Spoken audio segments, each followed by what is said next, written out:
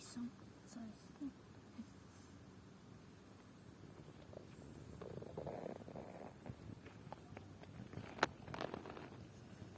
Ty tu kładesz te kamienie?